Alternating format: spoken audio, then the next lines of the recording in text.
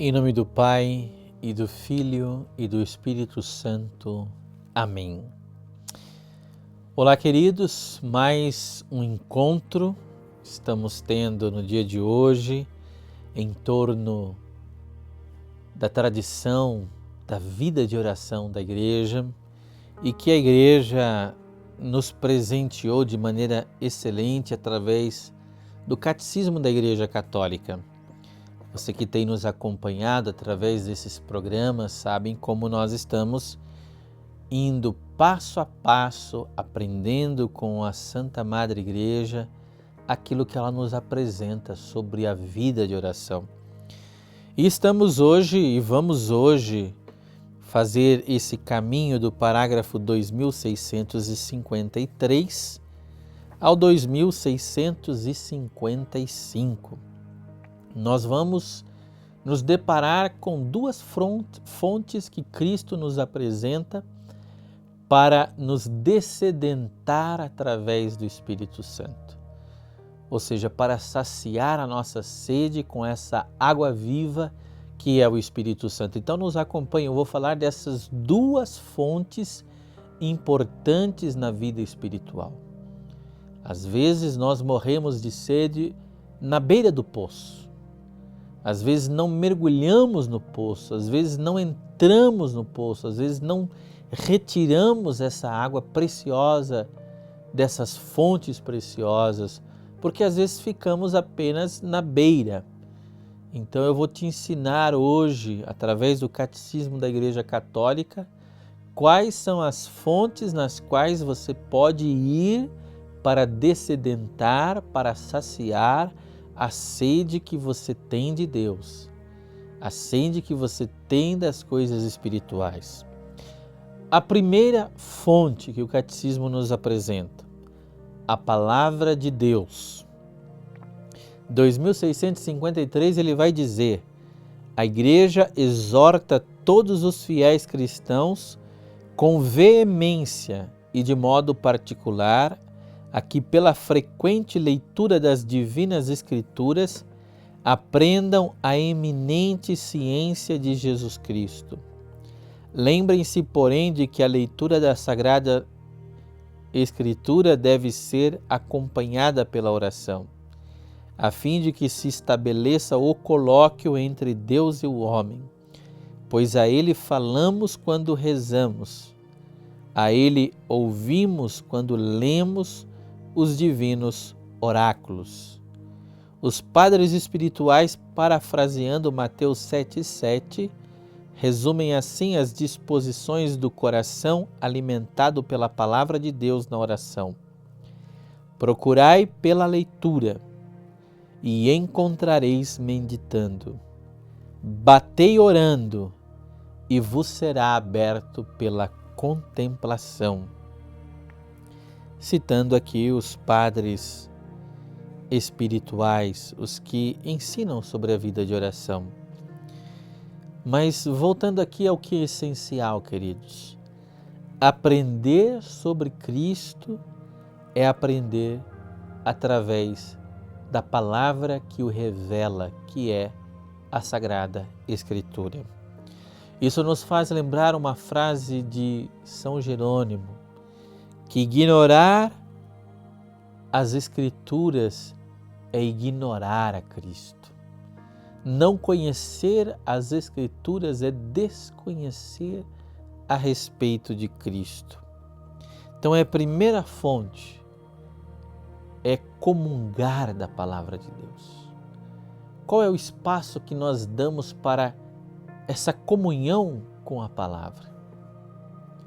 Para nós católicos, não basta apenas reconhecer que é importante a comunhão sacramental. Nós comemos e nós nos alimentamos, nos nutrimos em duas mesas. Na mesa sacramental, na mesa da Eucaristia, mas na mesa também da Palavra de Deus. Somos servidos através dessas duas mesas. e nenhuma deve descartar a outra. Não, para mim o que importa é a palavra. Ou alguém dizer, não, para mim o que importa é a Eucaristia. Não, são essas duas mesas. E eu gosto de São Jerônimo porque quando ele fala da Eucaristia, quando ele fala da palavra, é com uma profundidade tão grande. E ele diz que o mesmo zelo que nós devemos ter e que o sacerdote tem quando ele está ali limpando a patena, para que não se perca nenhuma minúscula partícula da Eucaristia, deve ser esse mesmo zelo quando nós escutamos uma proclamação da palavra ou quando nós lemos a palavra. Estar atento para que não se perca nenhuma partícula da palavra que também nutre a nossa vida, que também ali está presente Cristo na nossa vida. Então essa atenção à palavra, esse orar com a palavra, diz o catecismo, deve ser acompanhada pela oração. A leitura da Sagrada Escritura deve ser acompanhada pela oração. Isso me faz lembrar uma senhora que sempre rezava, às vezes, com a Bíblia próximo às mãos, e às vezes ela até colocava a mão sobre o texto que ela lia da Sagrada Escritura, e ela dizia, Senhor, que esta palavra penetre o meu coração, que essa palavra penetre a minha alma, que essa palavra se torne vida na minha vida. Tão grande era o amor dessa senhora simples, a Bíblia Sagrada, mas um amor que fazia com que ela cresce, tivesse uma fé inquebrantável nessa presença do Senhor através da palavra.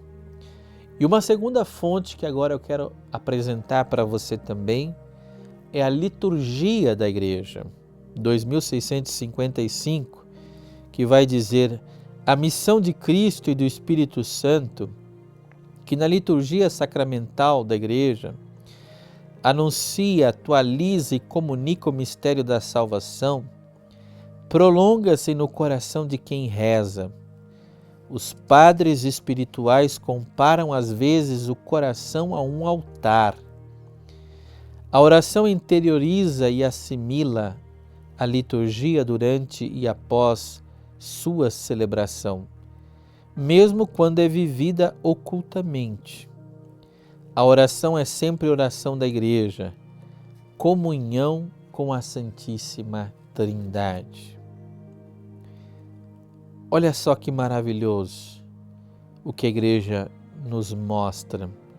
A missão de Cristo e do Espírito Santo que na liturgia sacramental da Igreja anuncia, atualiza e comunica o mistério da salvação, prolonga-se no coração de quem reza. Então, celebrar os sagrados mistérios é para nós também motivo de prolongar o que nós celebramos através da oração, através da entrega, através das orações de petições, através do louvor, através da ação de graças. Então, uma coisa vem em encontro com a outra. A oração particular, a oração pessoal, ela não está desconectada com o grande sacrifício, com a grande oração de Cristo na Igreja, com a celebração da Eucaristia. Não, é uma coisa que completa, é uma coisa que prolonga a outra.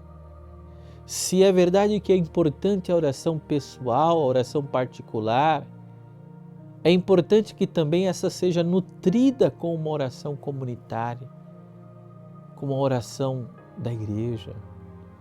E se essa oração da Igreja é importante para nós, é um momento de convergência em Cristo e no corpo de Cristo, de todos os membros desse corpo, é importante que essa consciência da grandeza da oração comunitária que une os corações continue na oração particular, aonde nós não estamos sozinhos, diz o Catecismo, mas estamos em comunhão com a Trindade. E mesmo a oração que é feita ocultamente, ou no silêncio, ou na solidão de um lugar mais solitário, onde nós estamos ali em oração, nós estamos conectados com toda a igreja.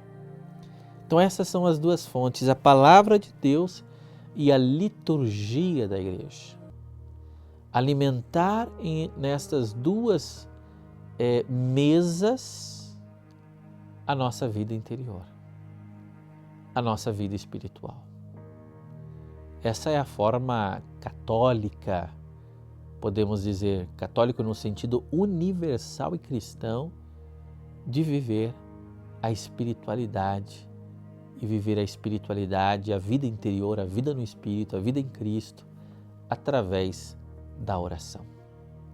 Que o Deus Todo-Poderoso possa te abençoar, que cresça no teu coração a alegria por estar com a comunidade, celebrando, vivendo a liturgia da igreja.